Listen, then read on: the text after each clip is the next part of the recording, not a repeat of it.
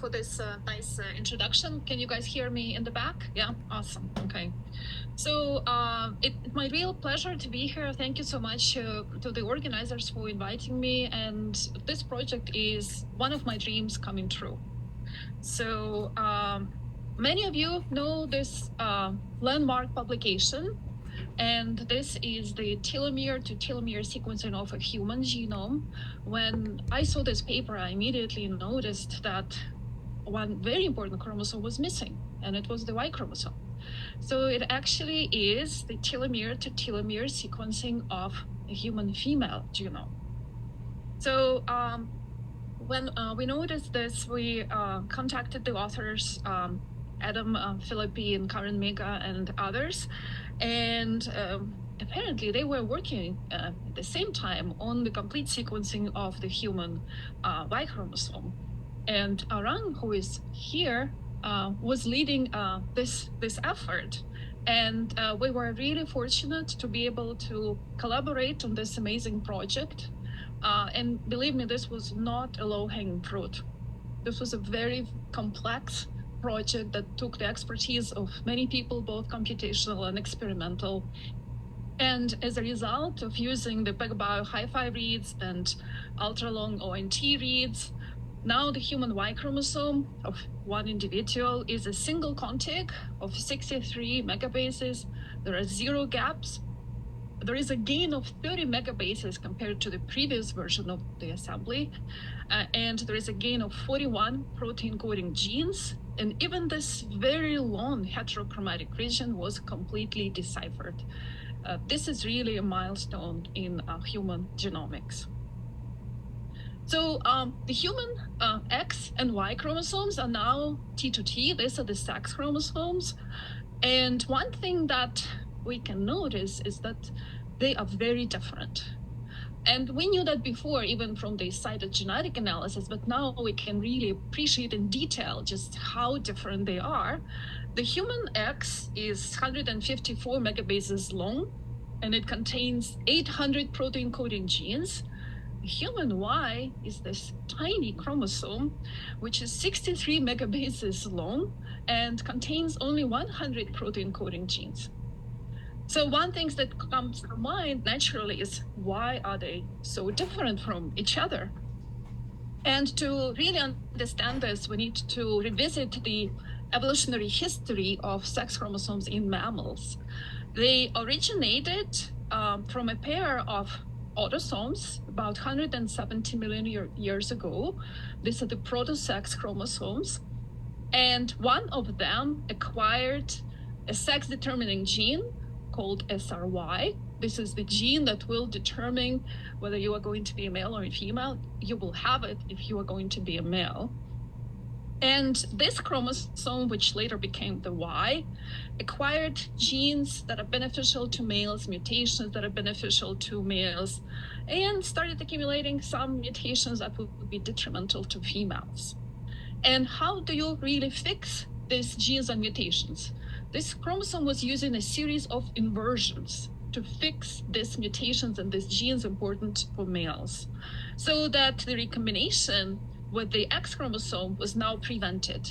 So the first inversion dates all the way back to about 170 million years ago. But then there was a series of additional inversions that happened on the Y chromosome as compared to the X chromosome. And also within these inversions, the deleterious mutations were accumulating, repeats were accumulating at very high speed. Some genes moved from autosomes, so the Y chromosome became very different. It also degraded, lost a lot of material. But now the Y chromosome does not recombine with the X chromosome over most of its length. There are only short pseudoautosomal regions. Remember Yoon's talk in the first evening? Now you guys know what pseudoautosomal region actually is, okay? So these are very short regions of the X and the Y chromosomes in which they still recombine with each other, but the rest of the Y chromosome does not recombine with the X chromosome. So this is the structure of the human Y chromosome. as it was suggested by David Page's lab in 2003. And they didn't have the complete sequence of the human Y chromosome, but they have done a lot of work on deciphering parts of the human Y chromosome, and it was really a heroic effort at that time. Lots of back-to-back sequencing. And the human Y chromosome has two pseudoautosomal regions, PAR1 and PAR2, has this long heterochromatic region, which now is deciphered. But then there are also these additional regions that I would like you to know. In yellow, these are the X-degenerate or ancestral regions. So these are the regions that the Y chromosome shared from with the X chromosome or from the common ancestor. We call them X-degenerate or ancestral regions. But then the unique feature of the Y chromosome are these purple regions, which are the ampliconic regions. These are the regions that have high intra-chromosomal similarity for the Y chromosome, and they just amplified all over the Y chromosome. And what's really interesting about these regions is that they contain many palindromes. And palindromes are the inverted repeats, frequently with a spacer, which is not repetitive sequence in the middle between the inverted repeats. And these inverted repeats can undergo gene conversion. Right? And this will become really important for later in my presentation. So what's really interesting about these palindromes on the human Y chromosome is that they carry many genes. They carry genes that are important for spermatogenesis. In fact, in total, on the Y chromosome, there are 9 ampliconic gene families, and 8 of them are located in palindromes. All of them are important for spermatogenesis, including one of the genes that's called DAS, deleted in azoospermia. So if this gene is deleted, there is azoospermia, right? So the fertility goes dramatically down. So they're medically relevant genes. Some of them are located on the opposite arms of the same palindrome. Some of them are located on the arms of 2 different palindromes. Really, their arrangement is very interesting, and now we have a good understanding of how they arranged on the palindromes. This is the work from my lab from 2018, in which we analyzed the copy number of these genes in a sample of 100 males from around the world. So we sampled 10 major haplogroups for the Y chromosome, and we built a tree based on SNPs. It just was as one would expect. But then we also built a haplotype tree using the copy number of Y chromosomes. And this is very difficult to call this a tree. This is more like a bush. There's so many convergences and doesn't have any particular structure. But the bottom line is that almost every man has a unique combination of copy numbers for these 9 ampliconic gene families. So if we were to type you guys in this room, you all would be different from each other in the copy number. So among these 100 men from around the world, right? So we're talking about, we sampled Africa, Australia, everything we could. We only observed 2 males, 2 men who had the identical copy number for these 9 gene families, yet they belong to very different haplogroups. So this was due to convergence. So the copy number changes very fast for these gene families. So I hope I was able to convince you that sex chromosomes are interesting. The Y chromosome harbors azoospermia factor regions, deletions of which cause infertility in men. Then also for the wild populations, the Y chromosome is used to analyze male dispersal. It's also very important, particularly for endangered species. The X chromosome carries many genes important for cognition and reproduction. And Jenny Graves calls this the brains and balls chromosome. And then the X contains, it only accounts for 5% of the human genome, yet it accounts for 10% of Mendelian disorders. And something that we're understanding only now is that gene expression imbalance of genes on the X chromosome can lead to autoimmune disorders, and they have higher prevalence in females. Yet historically, sex chromosomes have been dramatically understudied because they are haploid in males. So most previous genome assemblies just went for females. Let's get the good X chromosome. Who cares about the Y? Also, sex chromosomes have high repetitive element content. And they have palindromes, which are really a pain to work with. Some of these palindromes, the arms are 3 megabases long. We don't even still have the reads that would be able to cover that, although I heard that now we can maybe sequence the whole chromosome. Let's see how we can do this for the Y. I want to see that. Okay, so my lab has been interested in uncovering the evolution of sex chromosomes in great apes. And this is our paper from 2016, in which we wanted to sequence the Y chromosome in gorilla. We were a bit ahead of the time, so the assemblers were not, good assemblers were not available. So we were using the assemblers such as PB Jelly, Spades, and we did use PacBio reads. And in fact, we flow sorted the Y chromosome from cells so that we had the enriched material. And then we just sequenced this flow sorted material to death, pretty much. We obtained 70x coverage back then. The assembly took us several weeks. Monika Chikova was working on this. This was part of her dissertation project. And the assembly was not bad, actually. We recovered 25 megabases. It was very fragmented.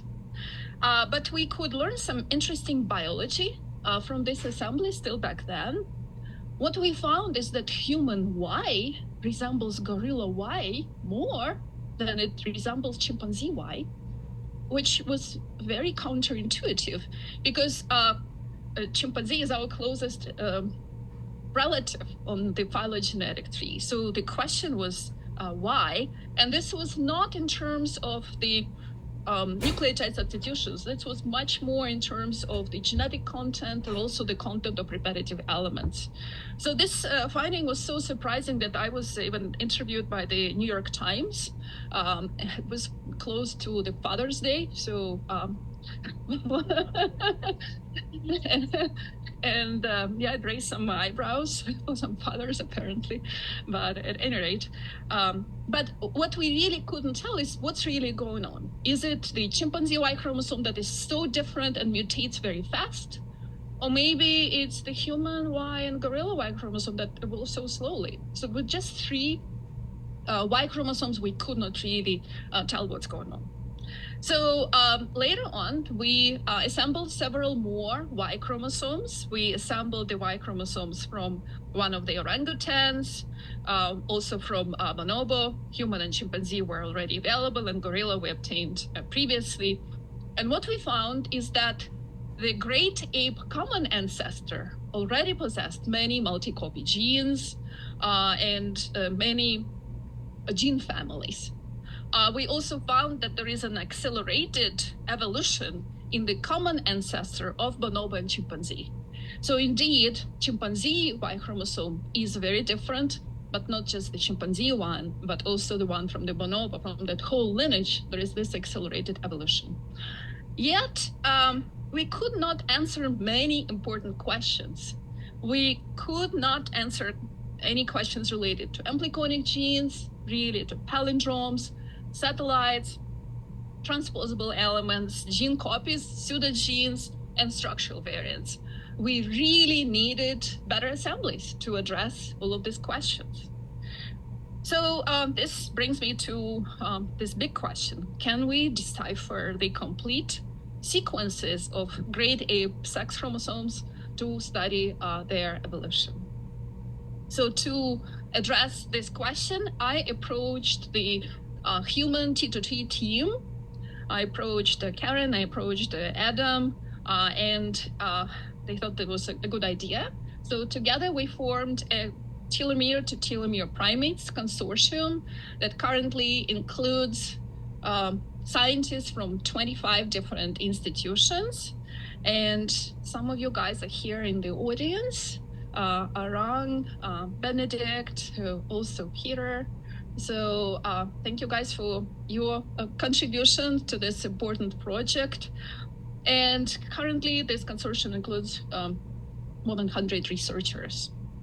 So to get started, we selected the following ape species for generating the T2T sex chromosomes, which was our initial goal. These were bonobo and chimpanzee, which separated from each other about 2.5 million years ago. The two orangutan species, Bornean and Sumatran orangutan, which separated from each other about 1 million years ago. These are our most closely related species in this whole data set. Also gorilla, which separated from the human lineage about 9 million years ago. Bonobo and chimpanzee separated from humans 7 million years ago, and the orangutans about 17 million years ago. And we also used one outgroup, a lesser ape, a Siamon. This is one of the genera of gibbons. And what's really interesting is that all of these different species, they differ in the level of sperm competition, ranging from very strong in chimpanzee and bonobo, going to weak in gorilla and orangutans, and to weak, if any, in Siamon, because Siamons are thought to be monogamous, if there are any monogamous, truly monogamous species in reality. But also there is very different dispersal, modes of dispersal for these different species by males, by females, or by combination of males and females. And we just thought that these biological differences might be reflected in the sex chromosome structure and sequence of these species. So the cell lines were acquired by my lab over a long period of time, propagated, karyotyped. Then we did use this recipe of the T2T primate, T2T human assembly. We combined the PacBio hi-fi reads with ultra-long ONT reads. We also did high-C sequencing. For two of the samples, we were really fortunate to have the DNA from parents, and we were able to sequence this DNA using Illumina. And the assembly was done with Verco. I don't need to go into detail for this audience what Verco does, but the graph was constructed using hi-fi reads and resolved using alignments of ONT reads. But then what we did is when we had the parental samples, we used the parent-specific k-mers to resolve the haplotype-specific nodes, but if not, we use the high-C bind assemblies. And this is all the work from Adam's group. So this is a graph conference, so there are going to be a few graphs. And these are the sex chromosomes, the graphs of sex chromosomes from our initial assemblies. They assembled very nicely because they're just so different from each other. And just required minimal manual curation by Sergey and by Serge in Adam's group. And altogether, we generated 4 new T2T chromosome assemblies. This is all shown in black completely for Bornean orangutan X, Siamon X, and also Bornean orangutan Y and Siamon Y. But we also obtained 8 dramatically improved T2T sex chromosome assemblies. So everything is black, what was added to the assemblies compared to the previous version, non-T2T version. And even for the X chromosomes, which were not in bad shape, we could add substantial chunks of sequence at subtelomeric regions. We completely resolved the centromeres, and we really improved the Y chromosomes compared to the previous assemblies from my group. Yes, our assemblies were not so good, it's true, but we did what we could at that time. Yeah, there is lots of black, but now we have a really nice resolution. What you can see immediately is that there is large variation in size for the Y chromosome, but much less variation in size for the X chromosome. And now what I'm showing at this figure is the upper bar everywhere is what you just saw in the previous slide, right? Black is the newly added sequence. But the next bar below it, with the pink border, is the frequency of motifs that can form non-canonical DNA, this non-B DNA. And this is one of the interests of my group. This non-canonical DNAs, such as G quadruplices, cruciforms, zDNA, they can really interfere with sequencing, particularly for Illumina. And the long read technologies such as PacBio and ONT allow one to go through these regions much easier. Therefore, we're finding a very nice correlation between the frequency of these non-BDNA motifs and the newly added sequences in this T2T assemblies. So we were able to resolve these regions in these T2T assemblies. So we made many exciting discoveries with this amazing data set. But I don't want you to leave this lecture with just a soup of observations, okay? I would like you to remember just two main observations. These are going to be your take-home messages. And one of them is that there is higher interspecific variability on the Y than on the X. And now I'm going to go into detail to support this observation based on alignability, nucleotide substitutions, structural variants, segmental duplications, also repeats, and satellites. So we aligned the X chromosomes to themselves among different species, but also the Y chromosomes of different species in a pairwise fashion. And this heat map shows the percentage of sequence that we could align.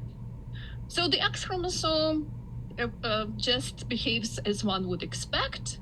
For example, the human X chromosome is 96% of it is covered by alignments to bonobo, chimpanzee. 93% of it is covered by alignments to Simon X chromosome. Take a look at what's happening at the Y chromosome. So human Y chromosome is only 26% of it is covered by alignments to bonobo and chimpanzee, and these are our closest relatives. And only 14% of the human Y chromosome is covered by alignments to Siamang Y chromosome. So we cannot align much among the Y chromosomes of different species. Even if we focus on the closely related species, such as the two orangutans, we can only align about 70 to 80% of the Y chromosomes between the species that separated by 1 million years. So the Y chromosome really evolves very fast. So for the sequences that we can align, and this is coming from the 7-way cactus alignments, which we were discussing with Benedict yesterday. We can find much higher nucleotide sequence divergence for the Y chromosome than for the X chromosome. So these are the nucleotide divergences portrayed using the same scale. And the X chromosome tree is on the left, and the Y chromosome tree is on the right. And you really don't have to be a statistician to appreciate the difference. But just to give you an example, the divergence between human and chimpanzee from the X chromosome is 1%. This is your textbook example. But the divergence between human and chimpanzee Y chromosomes are 2.5%. These are for the sequences that we can align. Structural variants, this is the work of Evan Eichler's group. What you can see here on the upper plot are the alignments between human X and every other X chromosome in our data set. They align very nicely. There are a few rearrangements, but not too many. Now let's take a look at the Y chromosome. Human Y is on top everywhere, and another Y chromosome from our data set is on the bottom. First of all, you can appreciate now how little we can even align. But then what we can align is frequently in inversions, rearranged in many different ways. And we just plotted the speed of accumulation of structural variants against divergence time. And there is a nice correlation both for the Y chromosome, which is shown here in blue, and for the X chromosome, which is shown here in orange. But you can see that the slopes of these two lines are very different. The slope is larger for the Y chromosome than it is for the X chromosome. So there is definitely more rapid accumulation of structural variants on the Y than on the X. There are more segmental duplications on the Y than on the X.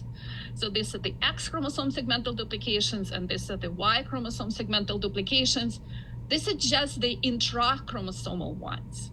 And segmental duplications cover about 4 to 7% of X chromosomes and 23 to 56% of the Y chromosomes.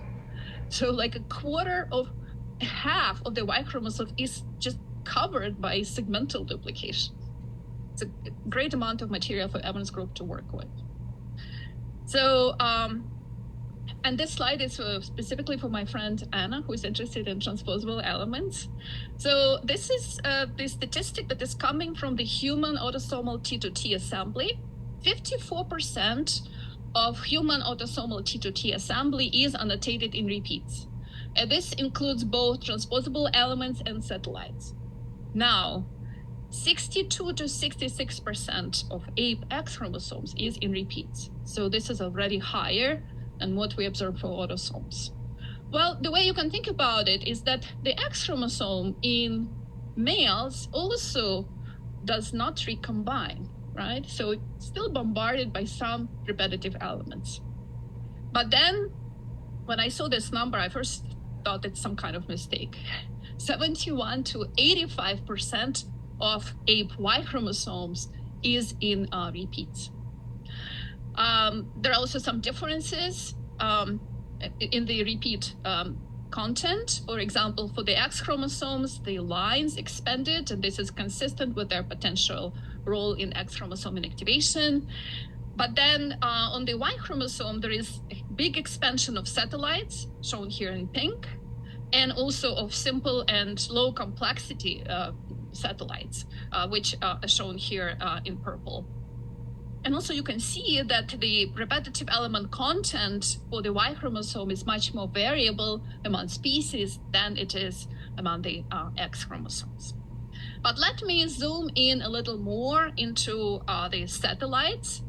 And these are the satellites on the X chromosome, and these are the satellites for the Y chromosome. So on the X chromosome, we observe two types of satellites, the alpha satellites. These are the ones that are present in the centromere. But then also ST sats are present in bonobo, chimpanzee, and gorilla. On the Y chromosome, there is much more variability. We also have the alpha satellites. We also have ST sats. But then some species have this other type of satellites, SAR satellites, and then some other species also have this BSR satellite. There is much more variability in terms of what satellites you can find on the Y as compared to the X chromosome. I mentioned to you that we completely deciphered the centromeres, and this is the work of Ivan Alexandrov and Karen Miga. And what I'm showing here is just the model, the expectation for centromere evolution in primates. So centromeres consist of superfamilies of high-order repeats of alpha satellites, which are 171 base pair long. So this is one of those high-order repeats, and they can be divided into superfamilies depending on the sequence. And usually with each new taxon, the active centromere is formed with a new family, with a new superfamily. And then it is surrounded by these dead families of old centromeres, which are sequential in their order. It's a beautiful evolutionary system. This is the expectation. And the X chromosome in apes almost precisely follows this expectation. There is this centromere core, which is active, and it corresponds to the superfamily as one would expect. And then there are these nice, colorful dead layers as one would expect. So the X chromosome just behaves as a good girl, very predicted. Great. But now let's take a look at the Y chromosome. So this is the Y chromosome here, right? First of all, you notice immediately there are limited dead layers. Where did they go? I mean, they just got rearranged, right? They just got inverted or rearranged. But then the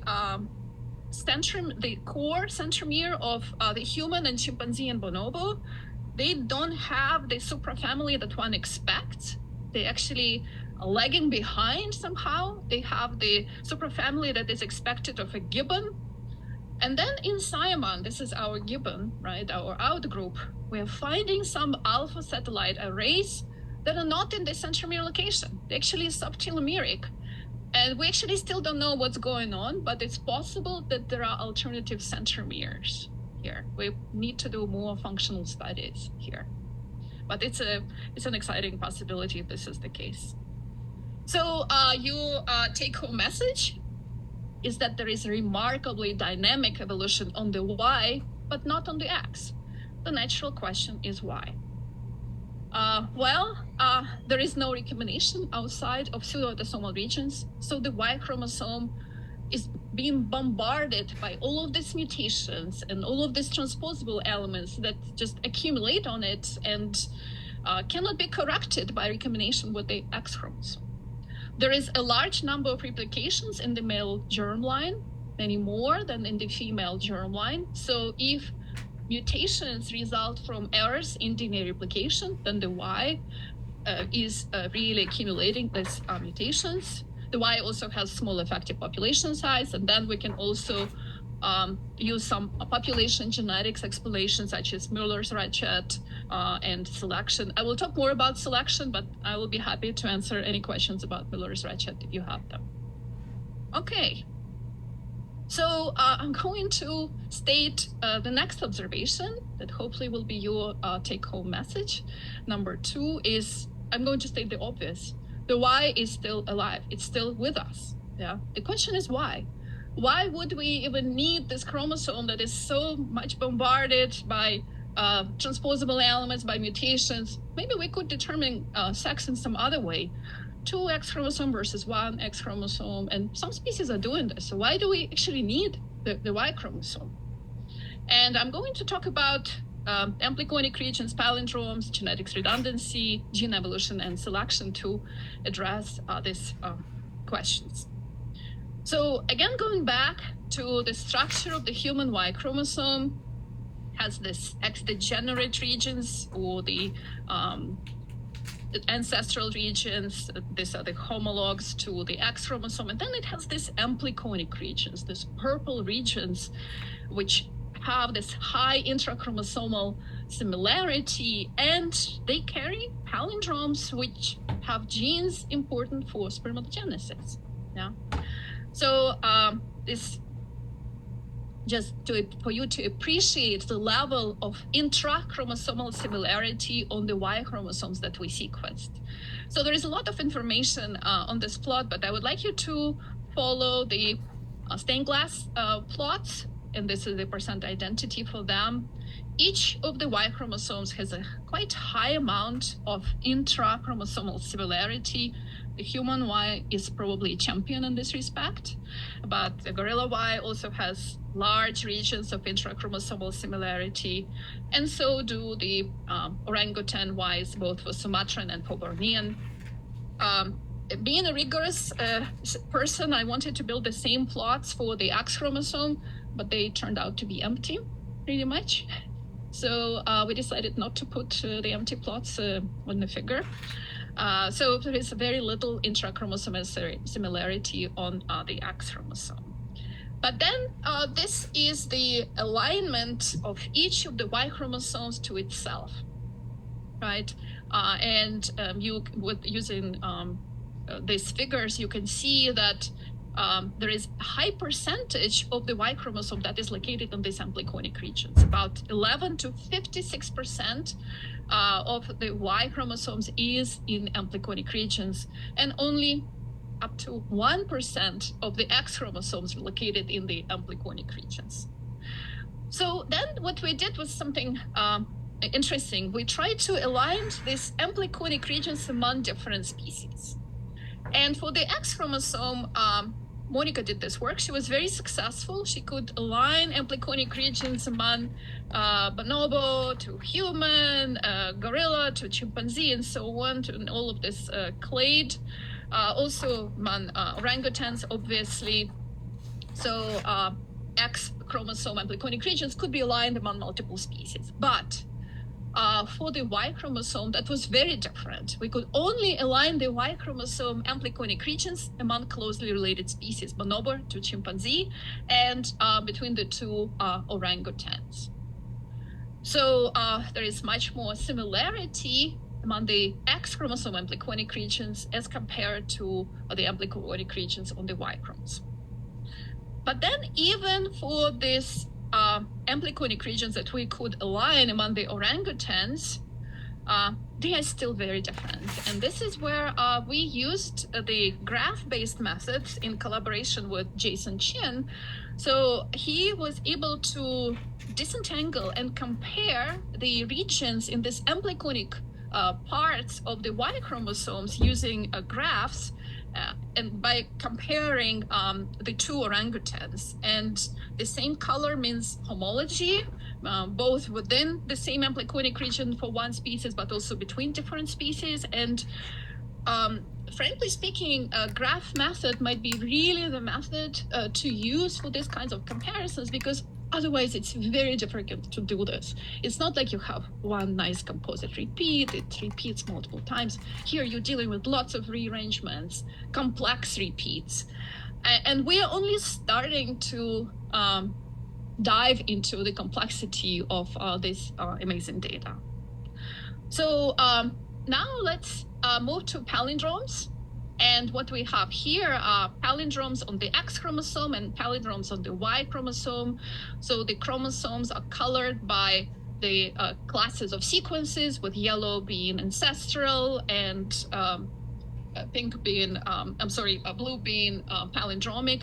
And one thing that you can see, the palindromes are shown in black, that the Y chromosome has many more palindromes. They are long, they're much longer than the ones on the X. The scale here is the same. And also many of them are lineage specific. So this different color lines, they show sharing of palindromes. And you can see that palindromes are shared only between closely related species, again, bonobo and chimpanzee, and maybe the two orangutans. But on the X chromosome, they are just shared across. So there is much less sharing on palindromes on the Y than on the X. Many genes on the Y chromosome are redundant. They are present in multiple copies, and they are using two different strategies for that. They are either present in tandem arrays, what we observe for TSPY on the Y chromosome, or they're present on these palindrome structures. And it appears that even the same gene can be using two different strategies in different species. So this is the TSPY gene in Sumatran orangutan. It is organized as an array, but in Siamang Y, it is organized in palindromes.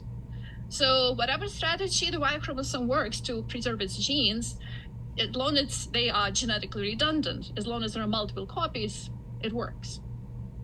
So then we did analysis of TSPY copies, and this actually is the work of Prajna Hebar, Benedict's student.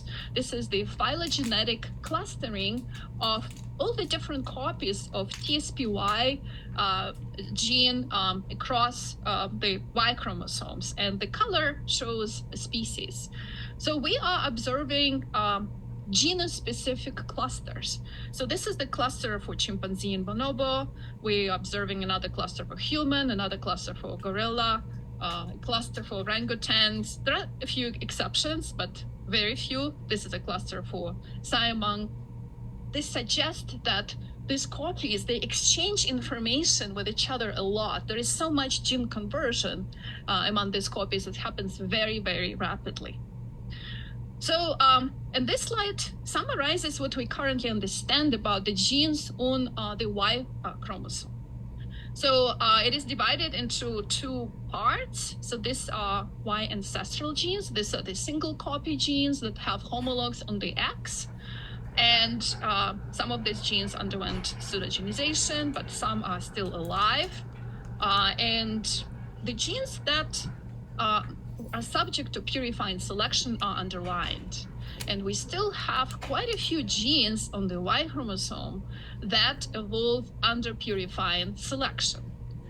And this part of the slide is about Y ampliconic genes. And the size of the circle corresponds to the number of copies. And you can appreciate that there is a lot of variation in copy number of these genes, and some of this gene families expanded in some species versus the others. There are some significant expansions versus contractions of these genes. But the bottom line is that still several of these genes evolve under purifying selection. And overall, the signature of purifying selection is stronger for ancestral genes as compared to ampliconic genes. So for ampliconic genes, because they have multiple copies, they can afford to have some mutations as long as they have backup copies to use. But the ancestral genes, these are single copy genes, the evolution is much more strict. So any mutation could be detrimental, so the selective pressure is much, much stronger there. So this is your take-home message number 2. The Y chromosome survives because it still has genes evolving under selection. This is one of the reasons. There could be also other reasons which we have not investigated yet. There could be some non-coding regulatory elements in the Y that we still would like to discover. But what is the mechanism behind the survival of the Y chromosome? Well, many of the genes on the Y chromosome are multi-copy.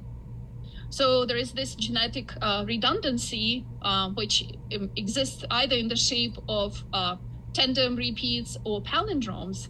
And palindromes in particular might mitigate the effects of deleterious mutations due to gene conversion, which will rescue the damaged copies of genes. So overall conclusions, the long reads, which allow us to create the T2T assemblies along with amazing computational algorithms which are now available. I wish we had Canoe, I wish we had Virgo 10 years ago, but we just didn't. Graphs are very useful, especially for analyzing these complex repetitive regions. And I think we just touch the surface of what we can do with this data, and I would be very happy to discuss ideas for potential collaborations, or if any of you would like to explore this data more. Just a disclaimer, it's challenging to work with this data. It's very complex, probably as complex as it gets in the human and ape genomes. So our research is expected to inform future studies of conservation genetics of non-human apes, all of which are endangered. There is a nice byproduct to this study, the complete T2T ape assemblies, not just the sex chromosomes, but we now have a data set of all the autosomes assembled, pretty much T2T or near T2T as we call it. And we also have 2 types of graphs generated for this data set, one generated by Eric and Peter, and one based on cactus mini graphs by Benedict's group. So everyone is welcome to explore this graphs in the near future. And our future work, we will be working on gibbon genomes, also on ape pangenomes. One limitation of the study is that we only looked at a single individual per species. This is a nice reference, but it certainly does not represent the whole variability that is present in them. And the study that I talked about today was just published a few weeks ago. You are very much welcome to go and take a look at our publication. And I would like to say thank you to everyone who contributed to the work of the Telomere to Telomere Primates Consortium. The work of my group was supported by NIH as part of this project. And recently, my lab took a trip to a zoo, to a Pittsburgh Zoo, which is close by. We thought it was very important to see the actual animals because some people were thinking about them as, just a bunch of ACs, Ts and Gs. Some other people were thinking, oh, it's something in the tube that I have, or yeah. But this are actually amazing, beautiful animals. And if our work can contribute to saving them in any way, I think that would be the best that could happen. Thank you very much, and I'll take any questions.